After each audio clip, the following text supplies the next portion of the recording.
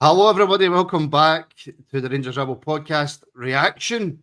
As Rangers are confirmed as Viaplay Cup winners, or to those of us of a certain vintage League Cup winners, yes, we have our trophy back. It has been far too long, but plenty to get stuck into, plenty to celebrate. And joining me for the reaction is the guys that were on the build up, Robert, Connor, and Ross. Ross, mate, straight to you. How are you feeling? Mate, elated, man. Tears running down my face at the final whistle there because they've done it, haven't they? What we spoke about pre-match, they've done it. They've proved they can dig in. They've proved they can withstand that pressure in the last couple of minutes where we've faltered before, where they've just got a winning mentality and they're quite happy to grind it out now.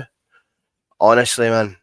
Honestly. Just so happy, mate. So it's mad, isn't it? Because you, as you say, grown up, you win that cup every other year, 2 every 3 every 4 years, and now it just means so much to be back winning trophies. And as I say, mate, I think that kicks us on. I think that kicks us on watching the family there, watching all the families and the players with their reins out on the park and stuff like that, mate. That I think that gives us the edge. We win our 2 games in hand. We're a point clear at the top of the league. Mm-hmm. That it's we couldn't have dreamed of being in this position, mate, when Clement came in and we were 8 points behind. But I did put my faith in the guy on Twitter that could post a crazy XG league at the start of the season that said we would win the league. So I did put my faith in him. So I have been saying we would win it, but I wanted to know that the players had the balls, mate, and they've come out today and they've just been like, look at these big, massive elephant balls I've got dangling between my legs, man. Outstanding. Honestly, brilliant. And I mean, Robert, the Rangers trophy is finally back where it belongs. Listen, delighted to get it back in the trophy cabinet.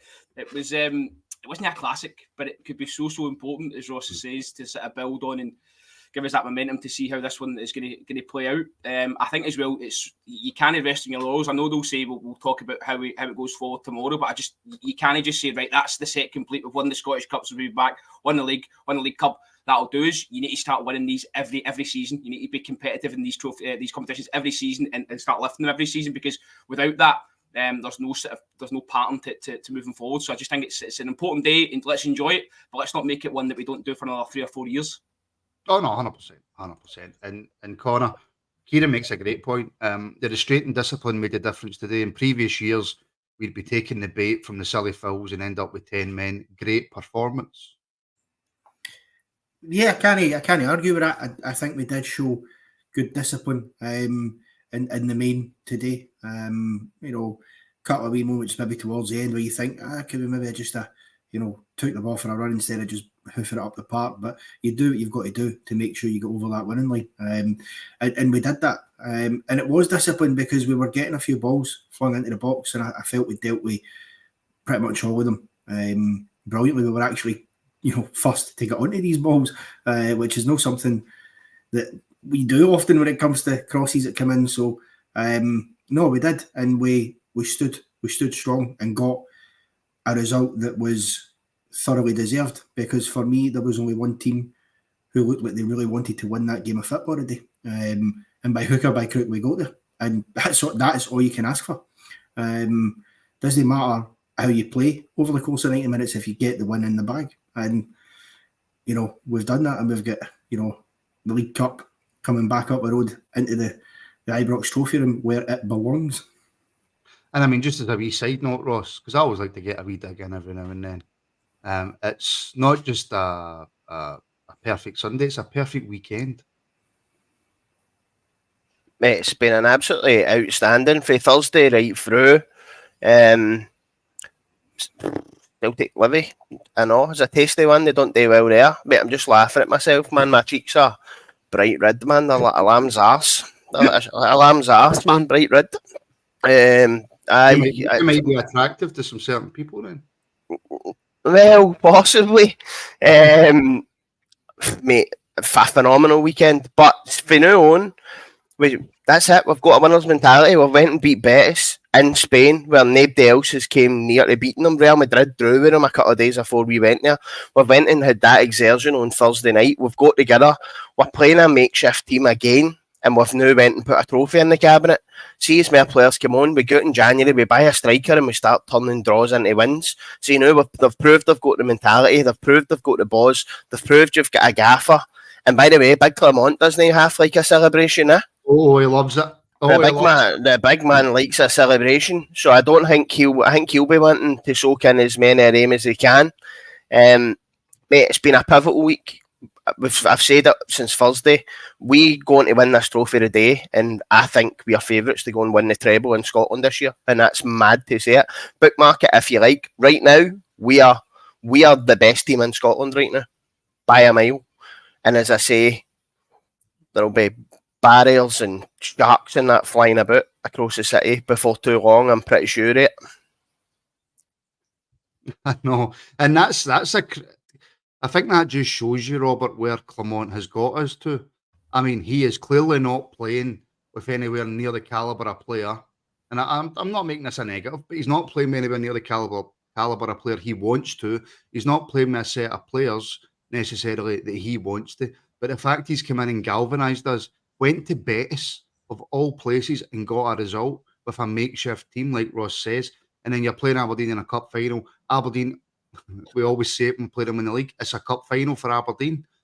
They always give a few extra % more when they play us, and we've went there with a right back in midfield. We've went there with, I don't want to be jumping the gun, but not a lot up front, and we've won. I've heard Tavernier speak yesterday. I heard Jack Button speak earlier in the week, and the similarities in both interviews with the fact that the man just came in and giving clear instructions. That was something that wasn't happening, obviously, under the previous manager. Philippe Clement straight talking, no bluffing. I think that comes through in the performances we're getting. We're seeing that, obviously, a change in mentality. That's key. We went behind in games and not buckled and come back, which something we weren't doing previous. So he takes a lot of credit. I think David Barr put a comment in it, which I sort of agree with wholeheartedly, that the manager's done this alongside the players. He's managed to turn them around and he's managed to get a tune out of them. So he's not moaned about it either, which is great. He's not coming up and saying it in interviews about players that are missing or players that he's not got in his squad. He's just getting on with it and he's finding solutions like he said he would. He's delivering.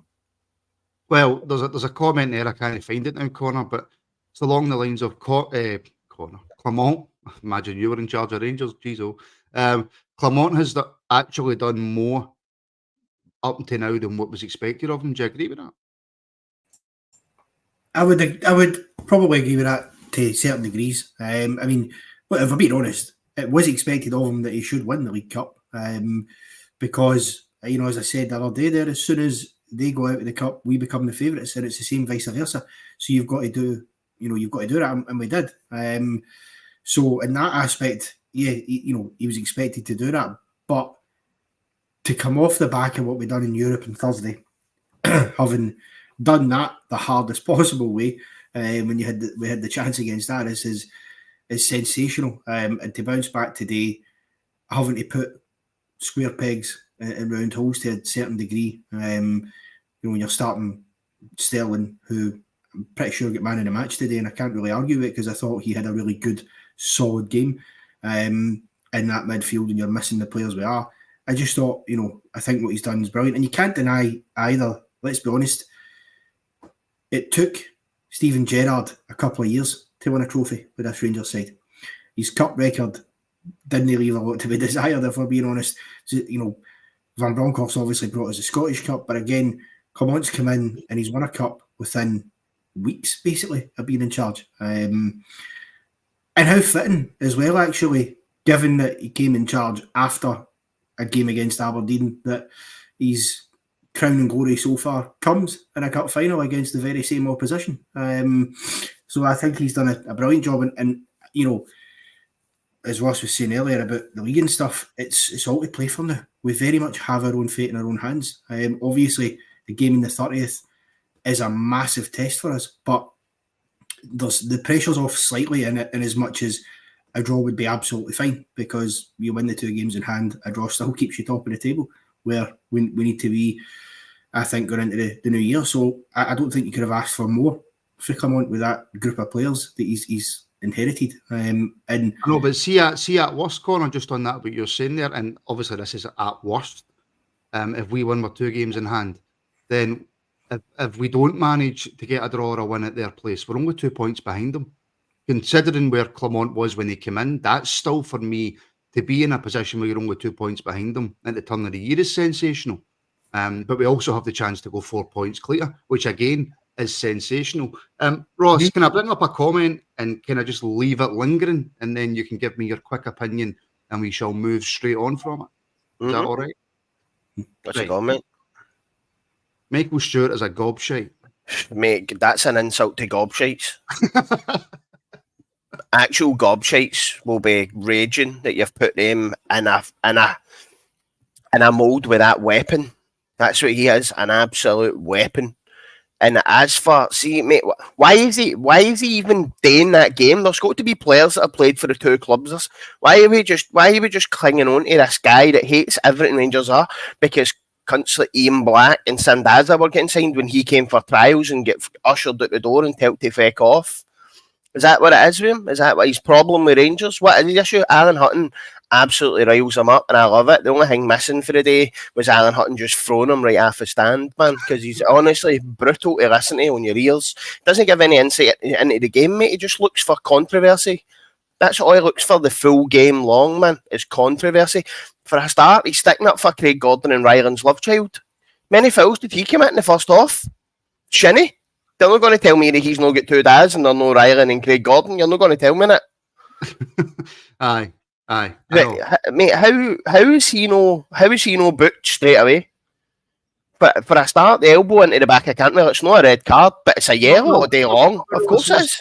Ross, that happens every game. What are you talking about? That's nothing. It happens every game. Then you've got the one, the boy, Goldson clears it, and the boy comes right across him with his knee, and he's gone like, oh, he's just went in for the blood. It's a foul, mate. It's a foul everywhere. It's like, if it happens in the middle of the park, it's a yellow card. Every day in a week. What did you set me up for talking about Michael Stewart? Away you go, man. You're a big rat. I think we could just leave it there. Now I was sitting here like a coiled spring, so you did. From everybody at the Rangers Rabble, Michael Stewart, you are a gobshite. Robert, the game itself, before we come to the celebrations and we'll look at more into that, the game itself, it wasn't a classic, was it? No, I think it was really lacking somebody just with a bit of composure to get control of the game. They seemed to be sort of maybe forcing it in forward areas. Seema had arguably maybe the best chance in the first half where he turns beautifully, by the way, a wee sort of kind of back heel, but the strikes maybe sort of straight at the goalkeeper. So I have to disagree slightly with the man of the match. I have to agree with McCoy. I thought Balogun was the best player in the park. I thought he was really, really good. Kept their main threat quiet. His distribution was great as well. He was, especially first half, I thought he was intercepting sort of last ditch as well. So I thought Balogun was the best player on the pitch. But yeah, listen, we'll celebrate. But yeah, as you say, no a classic. But you've got to win these games. Sometimes cup finals on the classic because they're that nervy. You know, there's so much on the line for both sides. So listen, we'll take it. We'll remember the result, not the performance. That's what they always say, right? Listen, 100%, Connor. You remember, of course, if you win, you don't care how the game went, but we're on a reaction, so we need to talk about how the game went.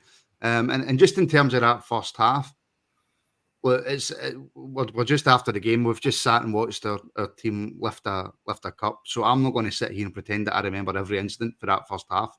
I'll be honest with you, I can barely remember any. So the fact that I can barely remember any, is that maybe a testament to the fact that there wasn't a lot happening in that first half? 100%. It was a very, very forgetful half of football. Nothing really happened of any note. Neither side really created anything. I thought, yes, we had the bulk of the possession. We were always going to. But we didn't really do anything to really break Aberdeen down. I said before the match in the build-up that, Aberdeen can't just sit deep the whole game. They're going to have to come out. They're going to have to try something that should give us pockets of space. That never really happened. That didn't manifest itself.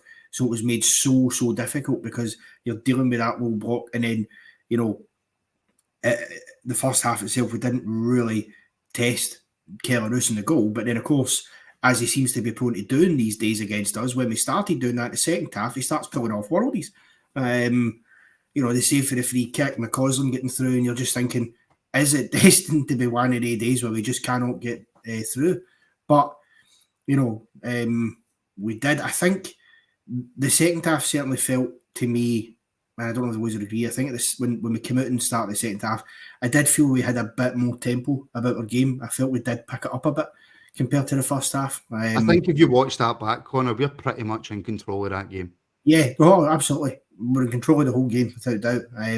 We just needed to find that wee spark. And, you know, we had moments. You had Dessers going through very nearly replicating what he'd done against Betis. I just think, and it was about the only thing Michael Stewart said that was right today. He probably should have been going near post and to tap it in instead of just sort of smashing it at the keeper. But, you know, after that moment, I was sitting going, do you know what?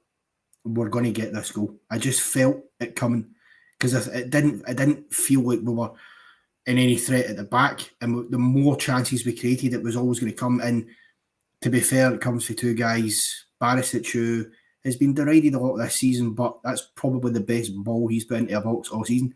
Bomber Barisic, it was a lovely ball. And Tav nipping in at the back post does everything right. You know, it's not an easy finish, but he just plants it into the ground and it goes in. And he actually said, Tavernier, I don't know if any of you've seen, but when he was speaking after the match to the telly, he was saying that they had said at half time, he was like, look, I will be getting into the back post. He'd identified that as a space. So I think when you know in that context, they had already planned that was going to be a point of attack and a chance. They executed it perfectly. I'm just going to let you hear something quickly. It's only 5 seconds, right? And I want you to listen.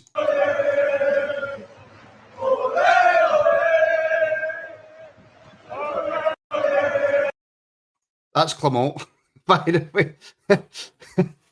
Dancing about, absolutely brilliant, man. And I think Gary's spot on. Michael Stewart is the equivalent of a wet dressing gown sleeve. I think that's probably pretty spot on. Robert, just quickly, I actually felt in the early, the beginnings of the game, the ref let a couple of tackles go, which I'm all for. You could probably quite easily have given yellows for them, but the weather's terrible. It's a cup final. He's let them go. And then he proceeds to just let pretty much everything Aberdeen go. Aye, so listen, he tried to make the game about himself by no giving out cards, which was something quite strange. I'm with you, like early doors in a cup final, you want to see a few people getting smashed. Obviously, Lundstrom goes through one, Shinnie does the same. You're all for it, but when it's getting 4 and 5 tackles, as you said before we came on, it took an eternity for Shinnie to get booked. And I hope some people in the comments made money off that because you could see it coming a mile off.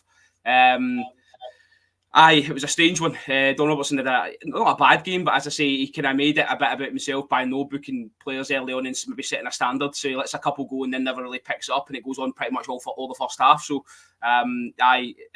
luckily Lundstrom gets away with it because I think second half you could have been quite easy to get drawn into somebody or something. And I think he pushed somebody at one point as well. There was a wee foul and he came in and sort of pushed somebody away. And I thought he's got to be careful here. He's carrying that card and we need him, not only for today, but for the games coming up because we're lacking in there in terms of numbers. But he's managed to get through it with managed to lift the cup. So it's an irrelevance. But I know what you're saying in terms of, the cards. They maybe need to get a hold of the game a wee bit earlier than he did.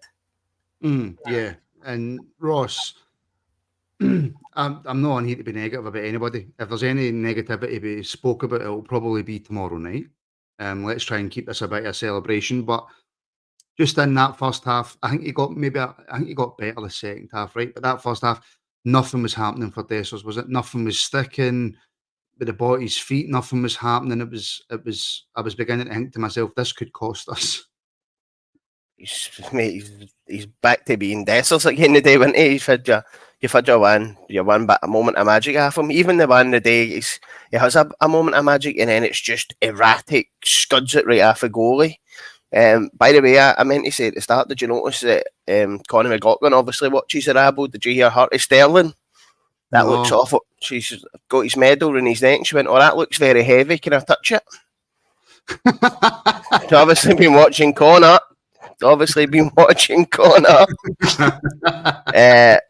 Mate, by the way, everybody watching, keep getting your Michael Stewart anecdotes in and I'll bring them up. I think with Dessers, like that, he's somebody that you maybe bring on for the last 20. I think obviously Roof's nowhere near fit, and that's why where they fought at extra time, he didn't want to bring him on at 60 minutes in case you then have to play Roof for a full 60s. Maybe no got that in him. But the 1st of January, I would be buying a striker, somebody who can be that guy that's going to get you goals, got a bit of composure, got a bit about him. Listen, everybody knows who I would go and sign on the 1st of January, but there's got to be somebody that we can go and sign, even if it's somebody that Clement pulls for Belgium or Denmark or a league that nobody else is watching. We need to go and get something, and I don't buy into that. Or they need to come and get used to the Scottish game, because you look at Postecoglou went and pulled guys in for Japan, and Hitati and Kyogo, who came and absolutely took the league by storm. So if you know players for another market and you know that they've got goals in them, by all means, go and get them. But if you've not got anybody else, do me a favour and go and get wee Shankland in, please. Well, yeah, and I mean, Mark's got a point. Michael Stewart's face is like a Christmas card, always greeting. I like that one. That's a good one. Ross, straight back to you, because Connor mentioned it, and I feel that he deserves a huge amount of credit, because there was, again, certain times Tav does what Tav does with his passing and stuff. I thought a lot of the corner kicks were quite poor, not just for Tav, but just all game, really quite poor. But the captain, again, when needed, steps up. Mate, I've got I've got a heavy love-hate relationship with him, because see for however many minutes I'm pulling my hair out, every single corner he takes gets cleared by the first man, and then sometimes he's out of position, and then who pops up and scores a goal? Like, they would just need to accept that there's going to be 88 minutes of frustration and 2 minutes of absolute magnificence for him, because that's what seems to happen. And in days like the day where it doesn't cost you a goal by sleeping, but he goes up the other end and scores, he's a hero. But he's Connor Golson got it bang on. I'll probably not appreciate that until he leaves Rangers and you're not getting the numbers, right? Mm-hmm. But while he's here, I just sometimes think to myself, like, give somebody else a shot at the corners, give somebody else a shot at the free kicks, give somebody else the throw-ins, give somebody else see when it's not happening for you, like how many a day did they just corners, did they just scuff right along your grunt? But then when the ball came in and he takes a touch, that touch in itself, by the way, is magnificent on that surface. And then to hit the ball into the ground, how many right backs, centre backs, defensive midfielders get that and it ends up right over the stand? He's so composed. It's absolutely. He's like a Rubik's cube, isn't he? He's just, I don't know, mate. He's like a puzzle, but once it connects, it's just amazing. Mm-hmm. Aye, it is, and it's not just amazing, Connor. It's time and time again he's come up for Rangers in big moments. 115 goals for right back. And if you take away the wee dig that Michael Stewart had in commentary about it, which again I thought was scandalous, by the way, a guy's just scored in a cup final and you've got a co-commentator having a dig. But that just shows you where Scottish football is. But 115 goals for a right back, and he scores to win as a cup final. Yeah, listen, I agree with pretty much everything that Ross said there. We all have the frustrations at times we have, but you can't deny for a right back to score 115 goals, and as you say, Michael Stewart can do one with that nonsense about penalties. What is this? Have they all been penalties? Have they? Aye, because they've certainly not been. He just finds those moments where you think it's a bit quiet. You think, he's not maybe done much today, and then he just pops up at that vital moment for you. And he's done it so often. And the thing is, as well, you don't see it often about a right back, but he's exactly who you want in that position there, because we'd have that he's got that in his lock and he's got the composure to take that, because you've seen him do the back post runs and score the goals. And I just think, we probably won't fully appreciate him until he's gone. But at the same time, I think we need to, start just appreciating a wee bit more while we do have him, and understand that you're going to have frustrations, but ultimately when the chips are down in these big moments for us, he's very seldom not been there, even in games where he's not played really, and that's the mark of a captain as well. And I thought today listening to him after the game, and I think it was mentioned in the chat as well, what he did show, I think, is the shift in his mentality. Because I think a lot of the reason for the derision he got was the programme notes for a couple of years ago. That's clearly not the mentality anymore. He's saying the other day that it's about going win more trophies now. That he wants that. That's the hunger I want for a Rangers captain, 100%. And I just think, yet again, that the man to step up for the moment was Tav. And sometimes we just need to maybe, appreciate what you've got in him, because I'll tell you right now, there'll never be another right back in this league or just about any other league that will score 115 goals. It just won't happen. No, it certainly won't. Also, a Europa League golden boot as well for his own personal tally is astonishing for any Rangers player, never mind a defender. I know, phenomenal. And Robert, it's 2023, it's the League Cup final, and it's Barisic to Tav. That's what I was saying before we came on. Like, everyone was shouting for Ridvan before the game, and I just don't think you get that with Ridvan. You said obviously you didn't think Barisic had a great game, but I just think that's all you need, just that one moment of brilliance, that one delivery, and Tavernier sort of capitalises. I think as well. I know, but in saying something like that, Robert, you're then taking away the fact that if Yilmaz had started, he could have went on a mazy run and scored a goal or set somebody up. So I don't like that example. However, I don't think Barisic had the best game, but you can't complain when he sets up the winner.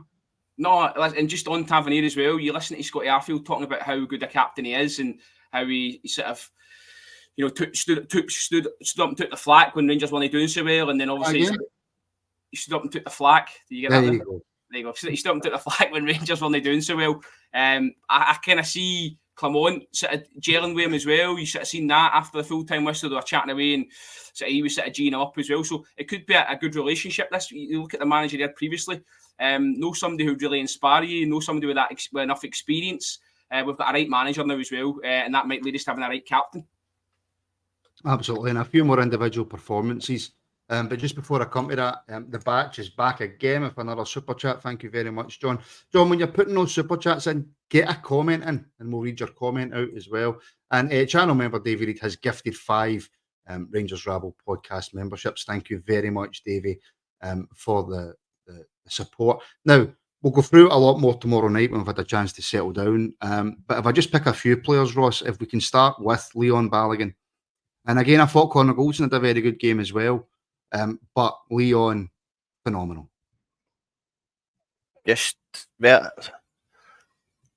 madness that we let him go for a year, innit? See, just for the wage he'll be on, and that he just comes in and he doesn't take 6 or 7 games to get up to speed. He seems to just keep himself ticking over, and as soon as you can drop him in at a whim. We've seen it when he was here in his first spell. He was out games at left back, right back, playing against Old Firm games, man of the match performances. We've seen him playing it. There was one the day where, was it Miovski? Got a 2-yard head start on him running through, and he caught him. Unbelievable, because he's a bit of an old codger now, isn't he? He's at 35, 36. But that's people that we're talking about.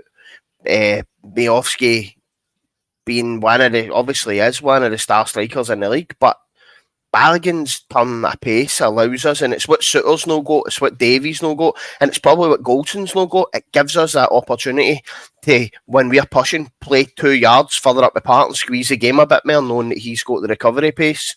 So I think Balogun is just an unsung hero, and he does his job. He's strong in the tackle. He's quick to get back.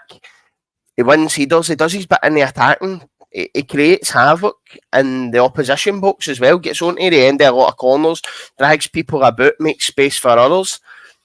Mate, for whatever sort of wages he must be on, which will not be much, he gives you so much bang for your buck, as they would say. I think that's the best point on the fact that it doesn't take him long to get up to speed and get right back into it. He is the consummate professional. Brizo 77 with a super sticker, super chat. Thank you very, very much, Brizo, for the support. And I mean, there's a few people, Connor, in the comments saying that he's usually the best defender we've got when he plays. And again, shout out to Goldson. I thought Goldson done really well. I actually felt that Tav And maybe not as much, but Tav's defending was okay as well. But Leon Balogun, to come in out the cold and put on a performance like that, I mean, he was pretty much... I mean, he's even taking the ball out of defence and going on Majid Beguera runs. He was pretty much faultless, wasn't he? No, listen, absolutely. I totally get where Robert was coming with earlier with the, for him being man of the match, because you certainly you wouldn't have had any complaints if he had been given it, because it was another solid performance. And I think since he came back into the fold under Clement, he's not really put a foot wrong. I think there's the goal we can see that Pataudry, but apart from that, he's been pretty much faultless. And those runs, I mean, the one where he just sort of ran through the middle of the park right through their defenders, at one point he kind of slowed down in the run, almost in disbelief he had the space he had, and then just decided, I'll just keep going. Fuck it, I'll just keep going. And he controls it brilliantly. And, as Ross says, why they ever let him go, I don't know. I mean, I suppose on the one hand, at least we got him back and it didn't cost us any money to bring him back. So, nothing gained, nothing ventured by letting him go. But he's just so solid in there. And I think him and Goldson as a partnership, I don't know what it is, but they just seem to look a better fit together, I feel, than when it's Davies or Suter that are in there partnering with Goldson. Maybe it's because the two of them have had that previous partnership and played together a lot longer than they've played with the other two. But I just thought the big man was brilliant, and I hope we can start to see more and more out of him. I'd like to see him getting into the European squad. That would be nice, because I think he's shown, what a year and a bit ago, what he can do in Europe as well, in terms of that run to the final. So, no, I think it's excellent, and it makes you scratch your head sometimes and wondering why in the early part of the season he was barely in the squad. I can't for the life of me understand why, because we brought him back and then didn't use him for months, and then as soon as Clement comes in, he goes, I'm having the big fella. Look what he's doing. I can absolutely guarantee you there will be several changes to that European squad for the last 16. Absolutely. I was just about to say that, mate. In Football Manager, you'd have a few people chatting at your door asking why they're left out the squad. A lot of people. I think you've got to get Ridvan in there. You've got to get another left back in. Yep. You'll be looking at getting Balogun in. There's a lot of people that could drop out it to get other players in. You're looking at new signings in January. The Euro squad will be tearing, because I think there will be a few unhappy campers that find themselves arse over tit right out it. Absolutely, and so there should be. Absolutely, so there should be. We've got to go into this Europa League run. And look, we're not here to talk about the Europa League, so I'll leave that for tomorrow. Robert, a massive special mention to somebody who was right up there for man of the match, playing out of position, not played many games. Dujon Sterling. I thought the role he was given today, simply break up attacks, keep the simple passes, just do your job. I thought he was outstanding. Aye, done it well, without a fuss. I think as well, he gives you something that, Cifuentes was told he was going to give us, but he gives you sort of that box to box. He's got legs on him, which I quite like. Want to see as much more of him as we can. As I said in the build up, rumoured he was going to leave. He's going nowhere. He's cemented himself in there. He's going to be an important player, and as Ross says, moving forward, I think he'll still be around after the January window. If I can just come back to Balogun slightly, I think we're starting to see Clement show his sort of favourites in the sense of, we know Lundstrom's certainly one of them, but I think Balogun and Goldson are going to be his preferred centre-half pairing moving forward. When fit and available, that's the two you're going to see. We've also got, obviously, Seaman on the left-hand side. He's a certain pick. McCausland looks to be showing up the right-hand side. There's just a couple of little spots that are still available. So I do think that Goldson and Balogun are your centre-back pairing for the rest of the season. Well, Ross, Robert mentioned Seema, and for all Seema, right, has the odd time where he's got a touch of an elephant and the ball goes into a different stadium sometimes. What you cannot take away from that man is that for 90 plus, whatever it is, he does not stop. He is such a threat for us in an attacking sense, in a defensive sense. Fuck me, he's outstanding. Mate, he's either on the performing enhancing coffees or he runs about with 2 Duracell up his arse, man. Absolutely unbelievable. But see that one at the last couple of minutes where he bombs it back. He actually runs by Barisic. The boys run onto the ball. He tackles and then he actually goes a long way round the boy. Still beats him to the ball and draws a foul. That is unbelievable. But what's even more unbelievable about it is he doesn't even know where his future is. He's fighting there as if he's played for Rangers for the last 10 years and as if this means the world to him. And you don't get that a lot with lone players, I don't feel. Obviously, they want to win games, they want to win cups, but that boy's work rate is unbelievable. Sometimes he looks like Fashion Sakara on Ekis. Like, he'll just run about mental and darts about, and you kind of wonder if he's ever seen a football before. But when you see him, he's come onto a game, he's confident, he's made that left position his own now. And I think the way we are setting up allows him. We kind of set up out to the right, which allows him to creep onto the defender and the last centre half, which allows him to dart in behind. And that's something that we've had to figure out for the last probably 3 seasons. How do we get players in behind? We spoke about them night, players like your Jordan Jones, Matondo, with Sakara to a point where we've had all these players that have got pace and are good finishers, but we've not been able to utilise it because we can't draw teams out. Clement seems to have found a way to draw teams out and allow the guys to get in behind, and it's made some difference to our play. But you can't take it away for the fact that if Sima's not as committed as he is and as switched on as he is, mate, he's a top quality player, and he's top quality. Do you think that bodes well for us in terms of negotiating a deal? The fact that, like, if there is other clubs sniffing about, they might be able to pay that wee bit more. He's only going to want to come to one place, and that's us. I don't know, because money talks. Money talks in football. I don't care who you are. I don't care what your personality is. Money in football talks. Just quickly, actually, Aldo, we are the people gifted 5 Rangers Rabble memberships. Thank you very much, Aldo. And I'm not jealous, but Dale Boy, beautiful Sunday watching Fate, Saskatchewan in Canada. Keep your eyes on Twitter, by the way. That was me waving to Nicole as she left the house with a barrier or one side of traffic going in the other and the full SWAT outfit on, just in case. I don't know where she's headed, but she said she was going to get a number 2 bus to the East End. I tell you what, by the way, inflatable shark sales went through the roof this weekend, didn't they? Absolutely through the roof. But Robert, I think Ross is absolutely spot on. He's a lone player. He doesn't have to be bombing it back in the 90th minute to cover for Borna, or to help Borna, because the guy that's come on has got so much pace. He doesn't have to give everything that he's got every single game that he plays, but he does. Well, I think he does have to. He's playing for Rangers, regardless of being a loan or not. And he's clearly... How many loan players have we had that you've seen just, I'm here on forward? No, listen, I get the sentiment, but it's delighting to see he done it on Thursdays. He was helping Barisic there as well, so it's clearly in his makeup, whether it's the manager telling him that or it's just something that he does. But he's been absolutely outstanding, up there with Butland, I think, for signing the season. I know he's got the goals that might just edge him, but I think Butland's been great as well. It's just whether we can obviously get him through the door. You don't want to get your heart to him too soon if he's not going to sign for us. Do you know what I mean? People were sort of saying a couple of weeks ago, get Ryan Kent back. This guy's blowing him out the water in terms of what he's delivering numbers wise. So long may it continue, because it's only going to reap one thing, and that's more trophies coming into the season. I know, and do you know what? I couldn't, because we are so used to, all right, not as much in the last kind of 10 years.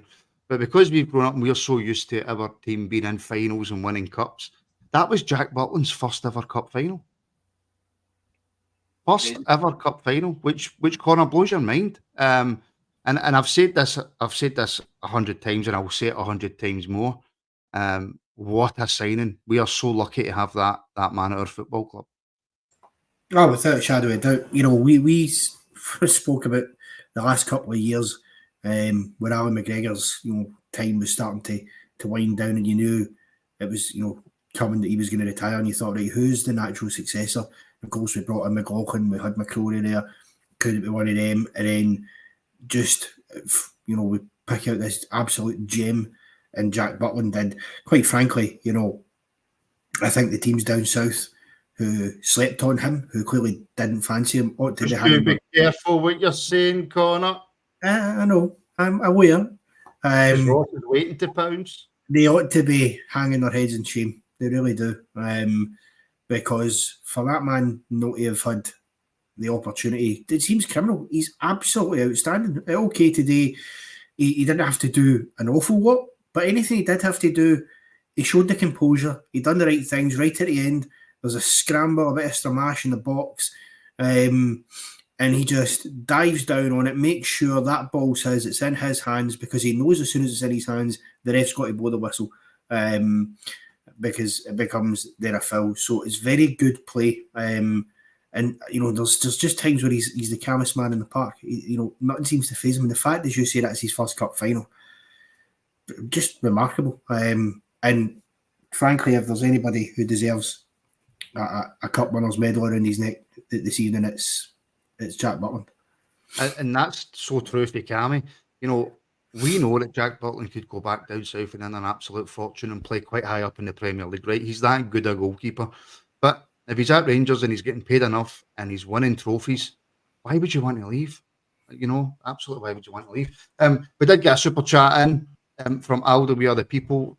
That was directed at you, Ross. Is it just to confirm? Is that true? Mate, all I'm saying is she had the SWAT gear on and I'd get the balled out banner under her arm. That's all. The full 90 minutes there, she was in decorating a banner with tinsel saying balled out. That's what I'm saying. And Aldo back in again. As status quo said, Super Jack Butland in goal. So, Robert, we'll wrap things up a wee bit because I don't think my throat can take much more. Steady, Connor. I don't think my throat can take much more. But we sit here on the 17th of December after where we were. League Cup winners. Things are looking better in the league. Just how good is it right this weekend as we sit today at 18-13 to be a Rangers fan? Oh, listen, top of the world. You couldn't have seen this coming. Obviously, when the change happened, Clement's still unbeaten as well, which is phenomenal given the circumstances. So we enjoy it tonight, and we go again next week and push towards New Year and that massive fixture on the horizon and see what we can do. I think just you spoke about it in the, I don't know if it was the build up. It seems like I've mashed into one, but you're going to Celtic. Can we afford a draw? Can we afford maybe to lose the game and be too much behind? We've got to go there and make a statement. It seems like forever since we won at Celtic Park. So I just think it's very, very important to go there and actually win the game and capitalise on them when they're down on their absolute, arse, for want of a better word. So it's just let's capitulate and foot in the throat, all that carry on. But no, on top of the world tonight, brilliant. Happy to get back to winning ways and get another trophy. And I'll finish January 2021, Robert. That was the last time we won at Celtic Park. Because until yesterday, that was the time we lost in domestic with it. Well, listen, records and stats are meant to be broken and changed, aren't they? We'll finish up on this. Rain578 with a super chat. Thank you very much, Rain. The Rangers Rabble and chat. What a week. I'm away to celebrate the greatest club in the world. Yes, which is exactly what we are. So you've missed that chat. You've missed that chat, Martin. Don't you worry. I've just seen it. I've got it. Dear me. Big Phil, We Are the People with a £20 super chat. Thank you very much. If that's came in orange, because it's actually Michael Stewart, because he's an Obi-Wan Kenobi and he's got one growing on his forehead. I couldn't have said that any better myself. Listen. In fact, you know what? We'll take that super chat and I'll take that to you, Ross. And where we sit, and I just said it to Robert, but we're 2 minutes after I've said it, so I'll say 18-15 on the 17th of December as we sit here, League Cup winners. Where do we stand on Clement? How far can this guy take us? As far as he wants to take us. Honestly, believe that. You've got a guy now that's taking a pile of shite and turning it into gold, isn't he? Let's be honest. A lot of these players, we would have walked them to a new club, and he's got them in, installed a new attitude, and seems to be getting a song at them. Again, come January, it'll be interesting to see what market he shops in. It'll be interesting to see what positions he thinks he needs people for. But right now, metaphorically, we won our 2 games in hand. We're top of the league. We've got a trophy in the cabinet. We've got European Thursdays rather than doing the ironing and doing the washings on a Thursday night. That's some of our other, every other club in the country, watching EastEnders and reruns of Hollyoaks and stuff like that. We've got something to look forward to. And then you've got the Scottish Cup, which you're now you've got to fancy yourself for the Scottish Cup as well. I'm not just saying that. I think now we've put ourselves in a position where we've got the monkey off our back. We're winners. We're winning the big games, and you've got the other team that are, mate. So they think they've got a God-given right to win everything. I know. See the likes of that yesterday, shouting at directors' boxes because you've dropped points in a game against Hearts. Like we dropped points and see if any other club in this country had been absolutely booted the shit out of like we were in 2012. Not one other club in this country would have came back for it, because they're all self-entitled, think that the world owes them a favour, and think that they can't be beat, always cheated, never defeated in that.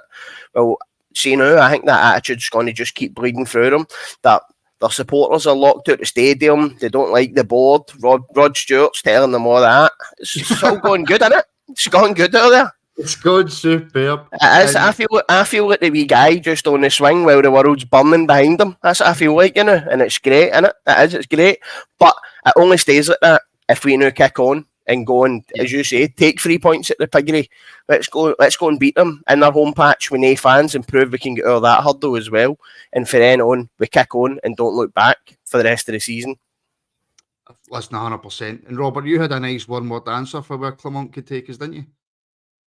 Aye, Dublin. It's got to be now, isn't it? It's got to be in the horizon. Let's go quadruple, no treble, quadruple. Quadruple, why not? And I just thank everybody for tuning in, and I'm going to try and bring this up. There we go. Thank you to everybody for tuning in. For Robert, Connor, and Ross for their time after the game. Go and celebrate, everybody. Enjoy tonight. We'll be back tomorrow night at 7:30 with a phone in for you to get your points across, for you to have your say. So until tomorrow night, enjoy your Sunday, folks. And congratulations to Rangers, the Viaplay Cup winners.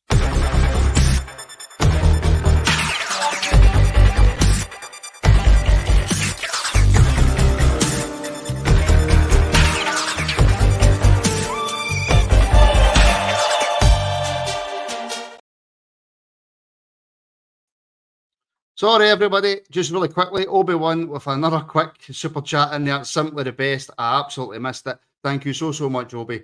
Thank you for your support.